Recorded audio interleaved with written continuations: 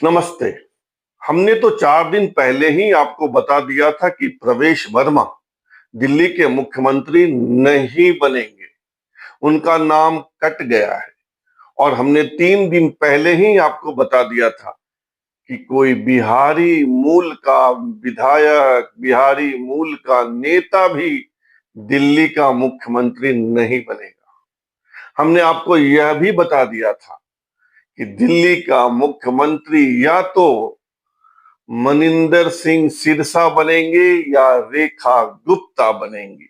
और आज रेखा गुप्ता के मुख्यमंत्री बनने का रास्ता साफ हो गया, या कहिए रेखा गुप्ता दिल्ली के मुख्यमंत्री बन गई।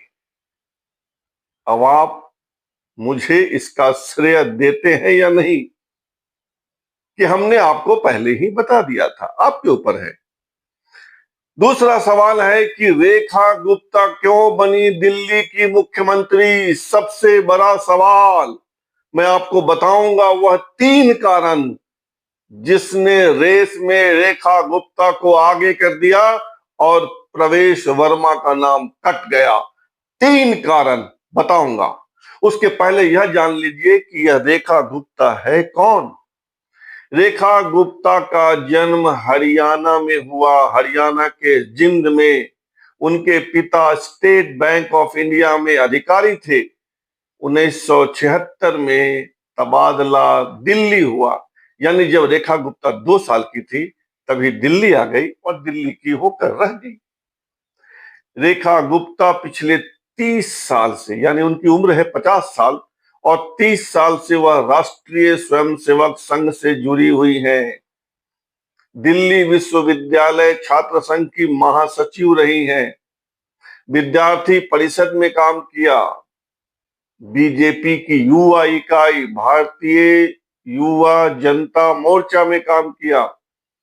बीजेपी की महिला मोर्चा में काम किया और बीजेपी में तो काम कर ही रही। 2 बार एमएलए का चुनाव हार गई, 2 बार, 2015 में और 2020 में।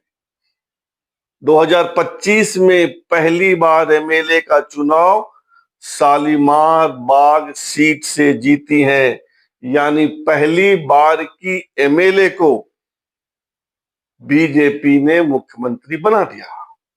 रेखा गुप्ता अभी दिल्ली बीजेपी की महासचिव हैं और बीजेपी की महिला इकाई, महिला मोर्चा की राष्ट्रीय उपाध्यक्ष भी है।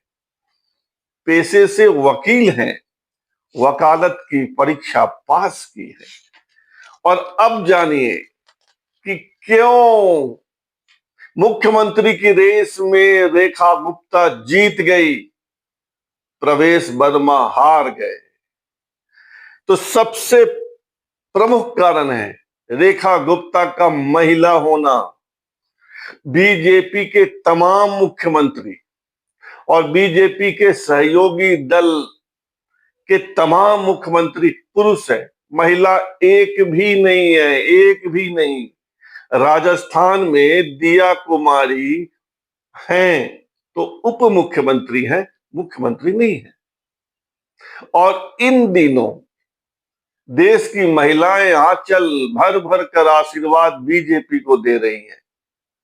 तो बीजेपी ने भी एक महिला मुख्यमंत्री देकर महिलाओं को बताया है कि हम आपके हितैषी हैं। सीधा गणित। और दूसरा कारण, अब राजनीति में है तो यह कारण तो चलता ही है। जातियों का समीकरण बीजेपी को साधना इन दिनों बेहतर आ गया है। रेखा गुप्ता वैश्य हैं, वैश्य बिरादरी से आती हैं और दिल्ली में वैश्य बहुतायत हैं। और ये वैश्य पूरे देश के वैश्य बीजेपी के कोर वोटर हैं, मजबूत स्तंभ हैं, आधार स्तंभ हैं। इसलिए एक वैश्य को भी मुख्यमंत्री बना दिया गया है। वैसे यह पहली बार नहीं हुआ है, वैश्य को मुख्यमंत्री बीजेपी बनाती रही है। अब भी एक उप मुख्यमंत्री इसी बिरादरी के हैं, लेकिन मुख्यमंत्री भी बीजेपी ने बना दिया। और तीसरा कारण जो लगता है सबसे महत्वपूर्ण कारण है, और बीजेपी में एक ट्रेंड चल रहा है कि जो लोग आरएसएस की पृष्ठभूमि से हैं, जिनका लंबा जुड़ाव राष्ट्रीय स्वयंसेवक संघ से है, उन्हें ही पार्टी में सत्ता में आगे बढ़ाओ। ट्रेंड देखिए, मध्य प्रदेश में मुख्यमंत्री कौन? डॉक्टर मोहन यादव, राष्ट्रीय स्वयंसेवक संघ से जुड़ाव, लंबे समय से जुड़ाव। छत्तीसगढ़ में कौन? विष्णुदेव साय, राष्ट्रीय स्वयंसेवक संघ से जुड़ाव दादा के जमाने से, यानी विष्णुदेव साय के दादा भी संघ से जुड़े हुए थे, पूरा परिवार संघ का है। उड़ीसा में मोहन चरण मांझी, महाराष्ट्र में देवेंद्र फडणवीस, तो दिल्ली में कैसे? इसलिए दिल्ली में रेखा गुप्ता, जिनका आरएसएस से 30 साल पुराना संबंध है, रिलेशन है, और आगे भी अगर बीजेपी के मुख्यमंत्री बने तो इसका ध्यान रखा जाएगा, और ध्यान रखा भी जाता है।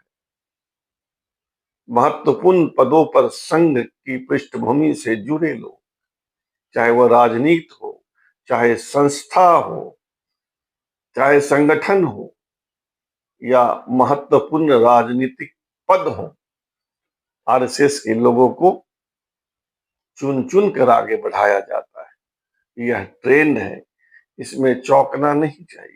तो यही 3 कारण है रेखा गुप्ता के मुख्यमंत्री बनने के: महिला होना, वैश्य बिरादरी से आना, और संघ से जुड़ा। आपकी दृष्टि में कोई और कारण है तो बताइएगा जरूर। फिलहाल इतना ही, और आपसे आग्रह है कि आप इस चैनल को सब्सक्राइब कीजिए, ज्वाइन कीजिए, लाइक, शेयर और कमेंट कीजिए। शुभ रात्रि, सब्बा खैर।